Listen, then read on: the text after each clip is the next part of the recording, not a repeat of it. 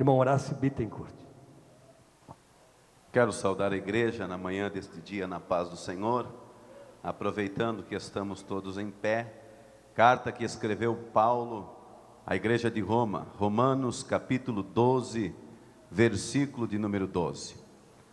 A Deus, a minha alegria por esta oportunidade tão maravilhosa, de grande representação para o nosso ministério. Pastor Almarino não é um pastor tão simplesmente, é um amigo, é um pai que nos tem aconselhado. Pastor Dionísio, nosso divisor de águas e que tem nos oportunizado a atravessar fronteiras. Deus o abençoe, pastor. Todo o clero eclesiástico, Daniel e Samuel, essa dupla de queridos, Deus vos abençoe. A gente tem uma alegria em estar convosco, já temos acompanhado o vosso trabalho, admiramos o vosso talento e a vossa simplicidade. Deus vos abençoe. Em nome de Jesus. Amém? Amém. Carta que escreveu Paulo aos Romanos, capítulo 12, versículo de número 12, assim está escrito: alegrai-vos na esperança, sede pacientes na tribulação, perseverai na oração. Você vai repetir no 3, 1, 2, 3. Alegrai-vos na esperança, sede pacientes na tribulação e perseverai na oração. Pode tomar assento, glorificando e exaltando o nome do Senhor. Eu prometo ser sucinto, porque também quero ouvir mais louvores. Levante a sua cabeça por algum minuto, abra os seus ouvidos e olhe para mim, por favor. De todas as cartas que escreveu Paulo, dentro do conselho doutrinário e cronológico, esta é a primeira carta, dentro da sua vida ativa, a sexta que ele escreve, para uma igreja que ele não fundou. De todas as igrejas, ou de todas as cartas que escreveu Paulo, a única carta, ou a única igreja que ele não fundou, foi a igreja de Roma. Paulo tinha um intuito em subir até a Espanha, depois de Jerusalém, e então visitar a igreja de Roma. Observa que quando ele entra pela primeira vez em Coríntios, se você abrir a Bíblia no livro de Atos, capítulos 18 e 19, ele entra em Coríntios e ele vai evangelizar um homem chamado Gaio, o qual ele vai ficar hospedado ali, na casa de Gaio. Ele vai escrever esta carta, vai ditar ao seu cooperador Tércio, que vai escrevê-la e mandar pelas mãos de uma diaconisa chamada Febe. Esta mulher vai levar a carta a judeus que se exilam em Roma, convertem-se ao cristianismo e fundam lá esta igreja. Não vamos falar da vida missionária, nem mesmo da vida literária de Paulo, mas sim de uma das mais poderosas cartas, ou um dos mais poderosos escritos que escreveu Paulo, a carta aos Romanos. Ela é dividida em dois tópicos, até o capítulo 8, fala do pecado no plural, daquilo que é a natureza adâmica, que o homem herdou na queda no Jardim do Éden. A partir do capítulo 8, ele usa uma forma singular do pecado, que foi pregado na cruz, a cédula que nos era contrária. Ele abre o capítulo 8 dizendo: agora nenhuma condenação há para aqueles que estão em Cristo Jesus.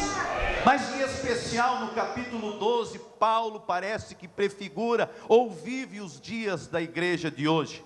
E ele vai abrir o capítulo 12, logo no versículo 2, ele vai dizer: não vos conformeis com este mundo, mas renovai a vossa mente, o vosso entendimento, para que proveis qual é a boa, perfeita e agradável vontade de Deus. No versículo 12, é aqui que eu quero pregar, eu quero que você olhe para mim e preste atenção.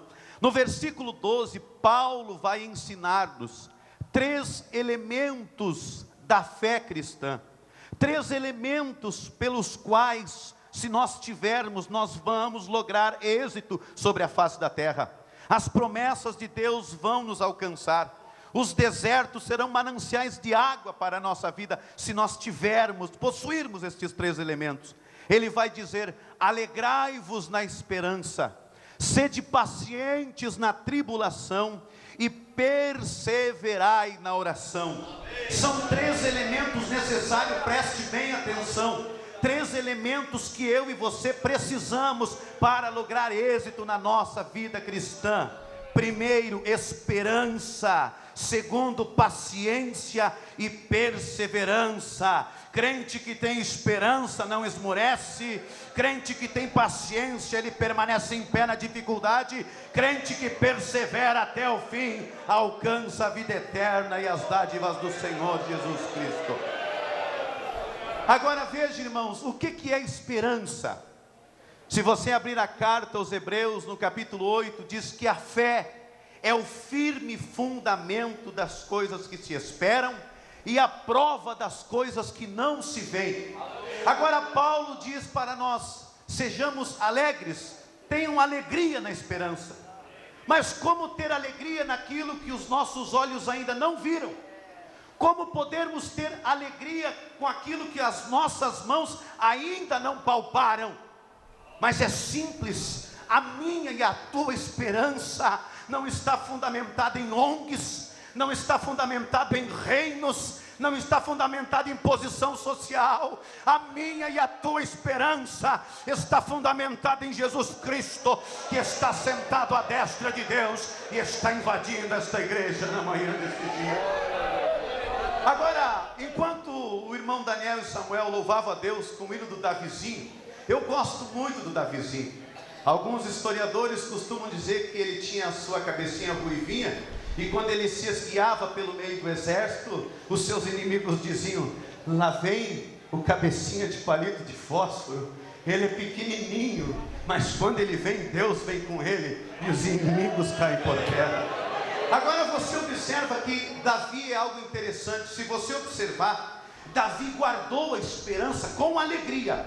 A Bíblia diz que ele não pôde contar com seus irmãos. No capítulo 16 de 1 Samuel, todos os irmãos de Davi estavam reunidos à mesa.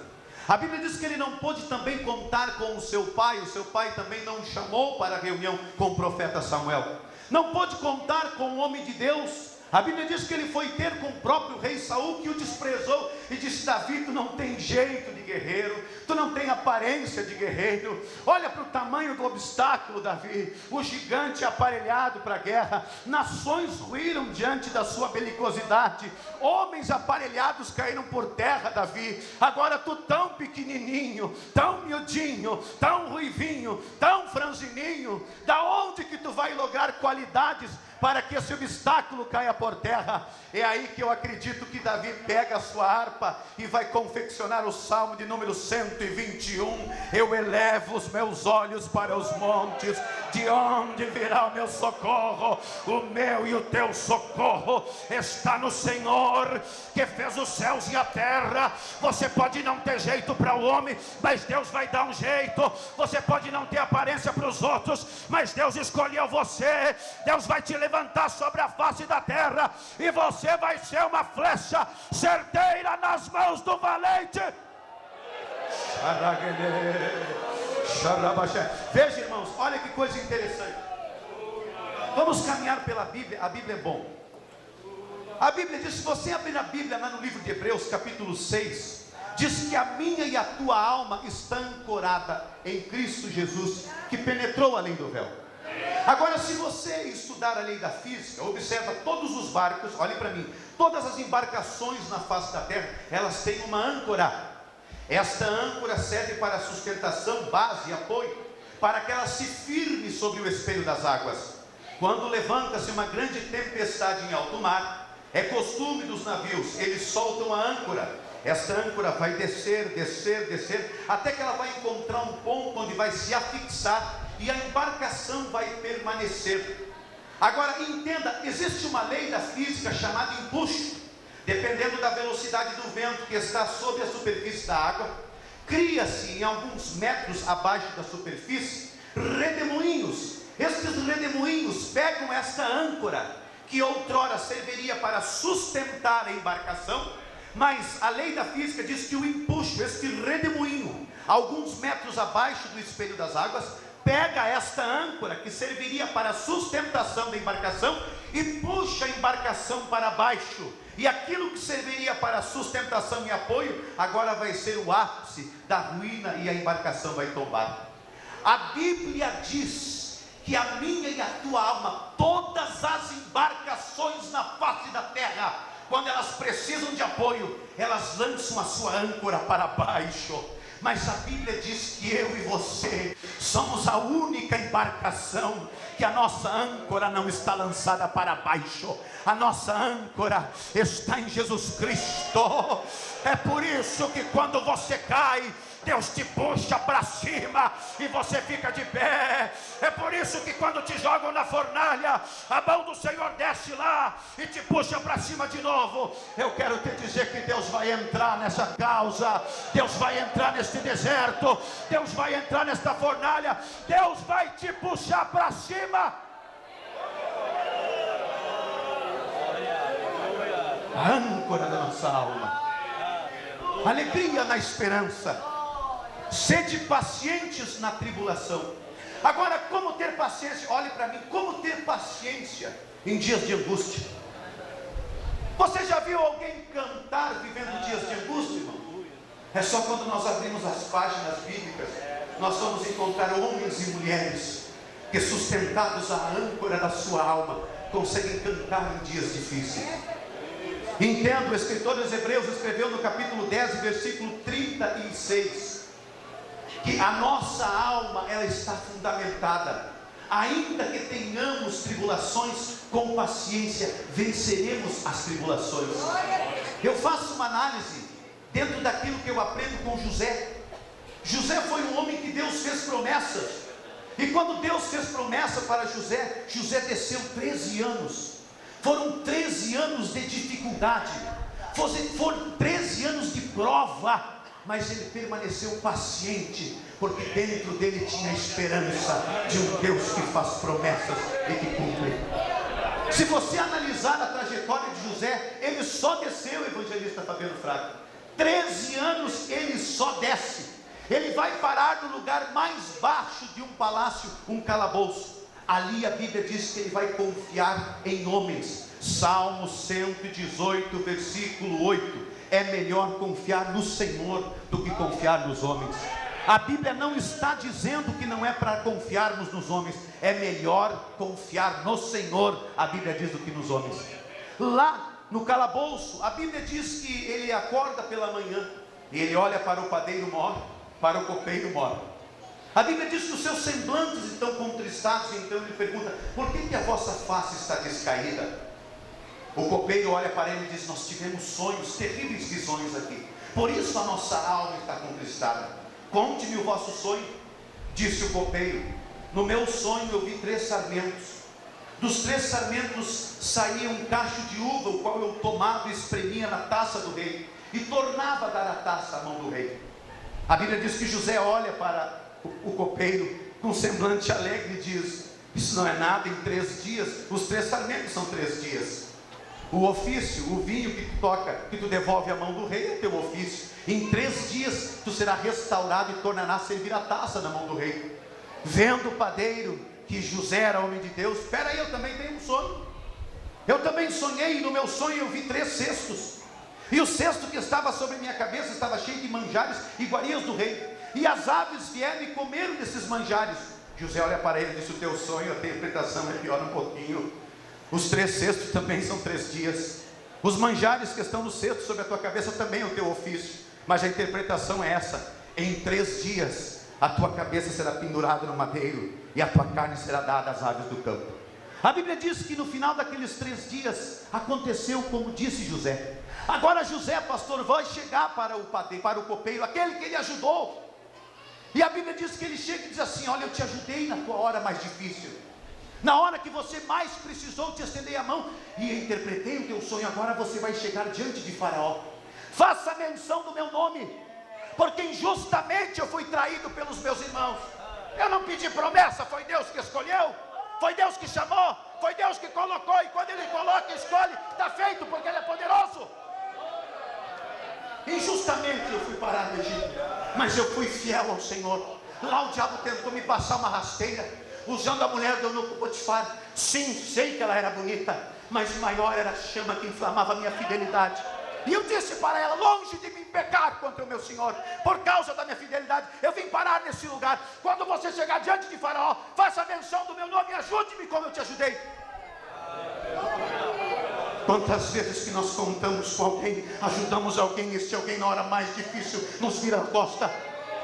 Davi escreveu a respeito: aquele que comia na minha própria mesa foi o primeiro a levantar o seu calcanhar contra mim. Mas o Salmo 118, versículo 7, parte A, está escrito: o Senhor está comigo, entre aqueles que me ajudam. Deus vai levantar alguém para orar contigo, para chorar contigo, para jejuar contigo, para caminhar contigo. A Bíblia diz, eu parece que vejo, irmã Célia, parece que vejo José. José senta lá no fundo do calabouço, faz um chimarrão com erva mate Santiago, cruza a perna lá no fundo e pensa: acabaram-se os meus problemas. Ele vai me ajudar, eu ajudei ele, eu estendi a mão para ele. Ele vai me ajudar, vai fazer menção do meu nome diante de Faraó. Mas a Bíblia diz que passou 2 dias, passaram-se 3 dias, passaram-se 2 meses, passaram-se 1 ano. E José no fundo daquele calabouço pensou: melhor mesmo é confiar no Senhor do que confiar nos homens. Mas existe um Deus nos céus, cujos seus olhos estão sobre os fiéis da terra. O Salmo 106 está escrito: aquele que anda num caminho reto, este me servirá. Olha como é que Deus trabalha, para você entender. Olhe para mim como Deus vai agir na tua vida. Você está esperando nesses que não olham para você, não ajuda você. Não precisa. Deus se levanta do céu. Deus se levanta lá, Ederson, e faz assim, ó: mas eu sou Deus. O que eu quero com cauda se eu sou Deus? Eu vou no cabeça. Se eu sou Deus, eu não lido com cauda, eu lido com cabeça. Faraó, dorme no teu leito, dorme. Não, que a cuca vem pegar. Dorme, sonha isto, sonha. O sonho é eu que vou te dar. Vaca gorda, vem, sai da lei do rio. Vem, vaca magra, come as vacas gordas. Acorda, Faraó, te perturba. Dorme de novo, dorme porque eu sou Deus, estou te mandando. Não, dorme porque tem gente padecendo e eu vou te ajudar para ajudar ele. Dorme de novo, vem espiga gorda, vem espiga magra, come. Acorda, Faraó, chama todos os teus encantadores. Chama todos os teus encantadores. Deus está preparando você, vai usar você na hora certa. Quando ninguém tiver uma palavra, é você que vai ter. Quando ninguém tiver a solução, Deus vai dar para ti. Mas Deus está te preservando para a hora certa. Levante as mãos para os céus. Sede paciente na tribulação. Só mais um pouquinho de tempo, diz o Senhor, e o que há de vir virá. Você está triste hoje, Deus vai colocar um cântico novo nos teus lábios. Você está por baixo hoje, Deus vai te colocar por cima amanhã. Você está enfermo hoje, daqui um pouquinho mais Deus está te curando. Você está batido hoje, alvore a bandeira da tua vitória, porque Deus está entrando. Receba agora, receba a presença de Deus agora. Você entrou aqui na tribulação, seja paciente. Olha que coisa maravilhosa. A Bíblia diz, irmãos, a Bíblia diz que Faraó chama todos os encantadores, todos os sábios, a maior nação do mundo, o Egito. Os encantadores, os adivinhos do Egito atravessavam continentes para inteiro com eles. Ninguém conseguiu dar interpretação. Agora o copeiro vai se lembrar, ele vai dizer: lembro-me dos meus pecados no dia de hoje. Lá no calabouço existe um crente cujo Espírito dos deuses está sobre a vida dele.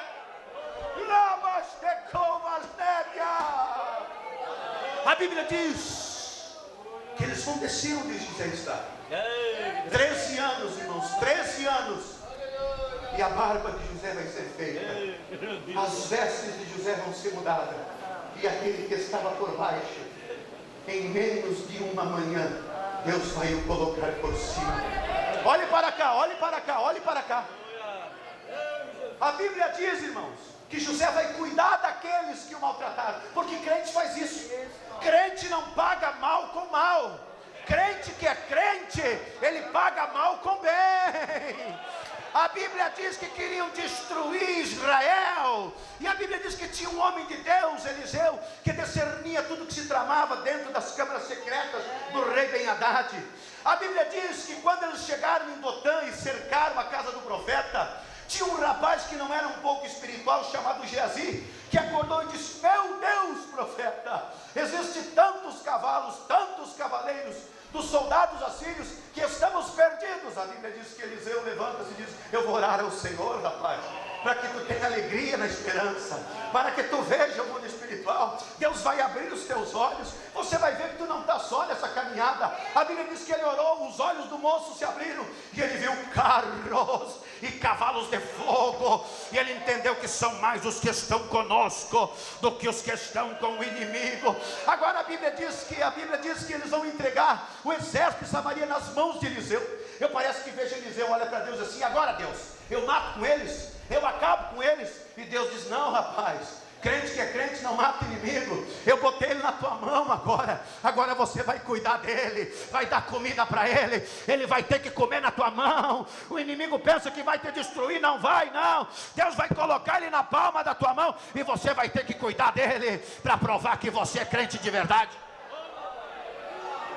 Agora veja que coisa interessante.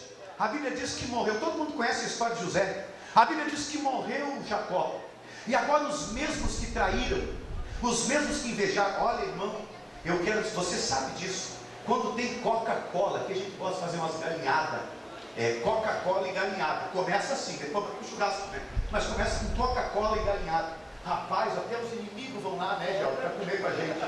Mas na hora da dor, na hora da angústia, olha, às vezes falta um amigo para bater na tua porta, orar contigo, levar uma palavra de consolo. Agora entenda, irmãos, a Bíblia diz que aqueles mesmos que não acreditaram na chamada do José, os mesmos que não acreditaram que Deus podia restituir o teu lar, o teu casamento, os